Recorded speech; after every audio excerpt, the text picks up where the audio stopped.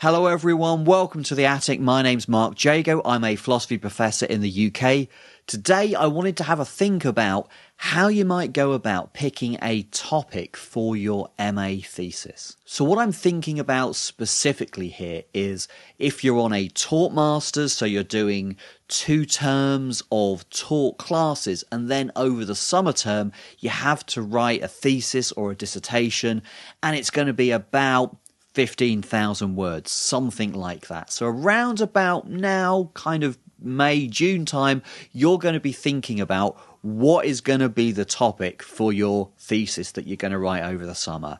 That's what I'm going to be talking through today. Okay, if that sounds good to you, do me a favor before we get going. Give this video a big old thumbs up, and if you haven't done so already, subscribe to the channel and hit that bell icon for notifications. Okay, so how do you go about picking a topic for your thesis?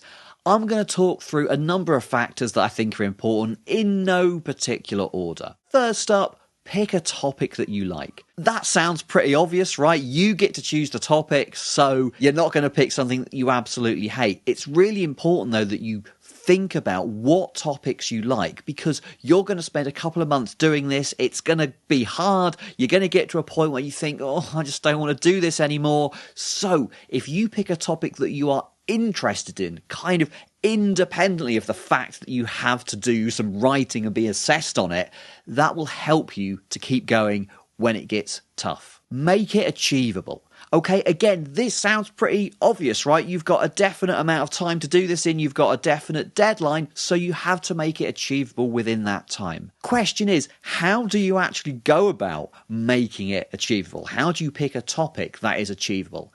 There's really 2 parts to that. Firstly, your writing has to be achievable within the word limit, okay? So if your word limit is, say, 15,000, that's a pretty big topic, but still, you're not going to be picking a topic, let's say you picked, philosophy of mind. You're not going to be going through every theory, philosophical theory about the mind there is, discussing them all, saying what's good about them, what's bad about them, and then coming up with a new theory. That's kind of like a book-length project, and 60,000 words plus. You're not going to be doing that in 15,000 words. So already you have to start narrowing it down, okay? If you want to write about the mind, what theory of the mind are you going to be writing about? Pick a particular theory to evaluate. That helps to make your thesis an achievable project in the word limit. But the other consideration is not the word limit, but the time limit. You've maybe got 3 months or something like that to do this, okay? A journal paper might be around 7,000 to 10,000 words long, but it might take a year or more of research to do that. You're not going to have that amount of time. You're going to have something like 3 months.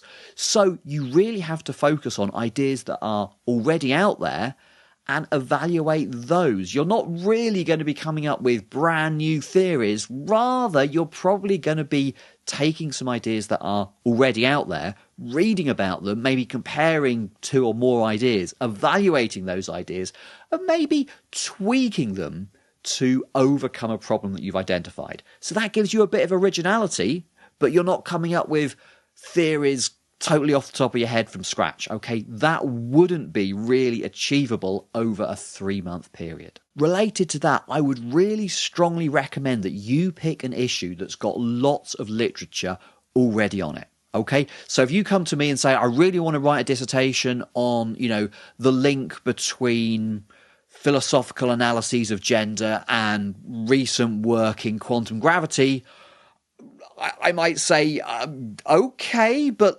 is there any literature on that, or are you just going to be kind of making this up off the top of your head? If you are planning to do this kind of crazy thing where you're basically coming up with all the ideas yourself, your life is going to be really, really difficult.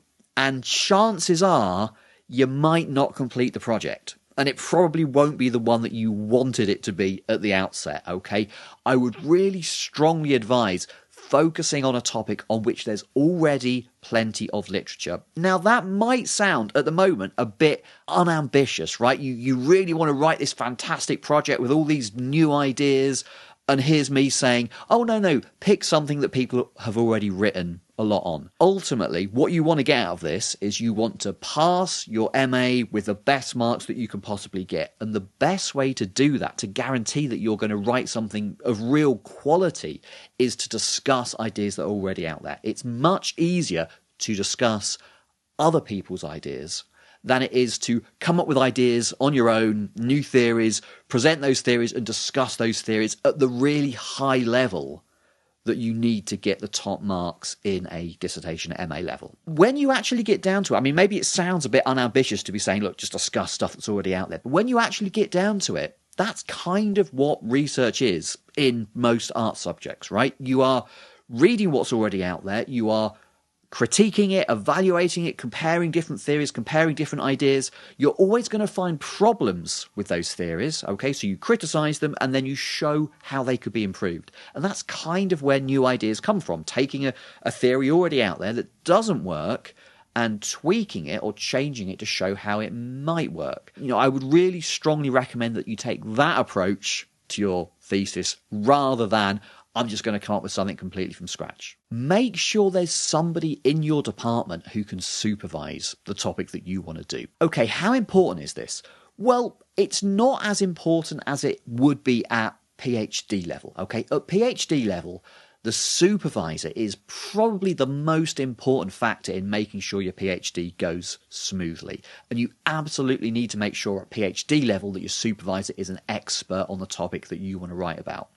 At MA level, it's not so important. Okay, so to qualify that, if you're doing an MA by research, so you're spending the whole thing pretty much developing your ideas and writing a long MA level thesis, yeah, there you might have to have a supervisor who is an expert on the topic. But if you're doing a taught MA, with your thesis being a piece of work about 15,000 words that you do in about 3 months over the summer, it's not so important. So if you meet with this supervisor once or twice a month over 3 months, you know, you're going to meet with them 3 to 6 times. So, you know, if you don't get on with them, well, that's not an ideal scenario, but it won't matter that much. If they're not a super expert on the topic, well, you know, at MA level, as long as they can competently recommend some literature, evaluate what you've written, make some suggestions, that will be fine. So this is something I think you should think about. An MA thesis tends to go better when you have a supervisor who's an expert in that area, who's enthusiastic about it, and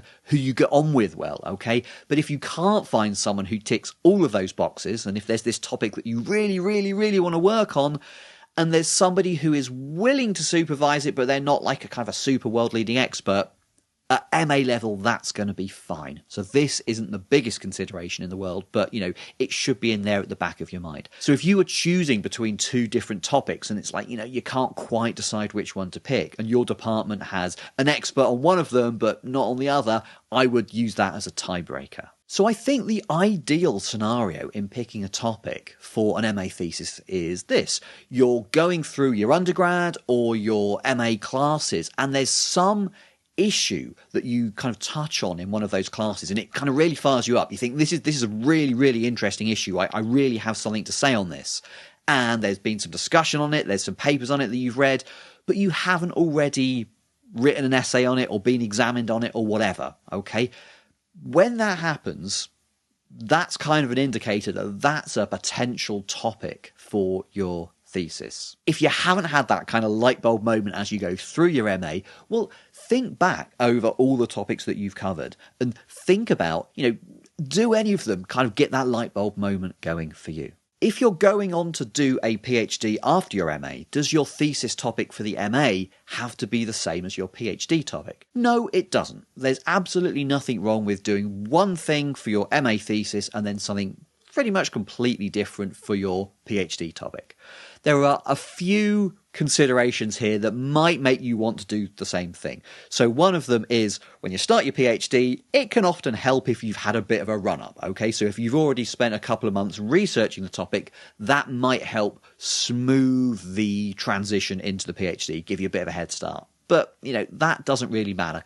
What really matters for starting the PhD is that you've got the research skills, so the ability to work as an independent researcher, not that you know everything about the topic. So that one isn't super important. Another consideration is funding applications. So if you're going to apply for PhD funding but you haven't done so already, it might be an advantage on your PhD funding application to say that you're going to do this topic in your MA thesis as a kind of a route into your PhD research, okay? There you're effectively saying, I've already got the necessary background to get going on this PhD and to make it successful. So if you're applying for PhD funding, you haven't done so already, you know the topic you want to do for your PhD, there might be a small benefit to doing a kind of a lead-up topic, a lead-in topic on your MA thesis. But again, I don't think this is the biggest, most important consideration out there. Okay, guys, so there are some considerations that I hope you find helpful in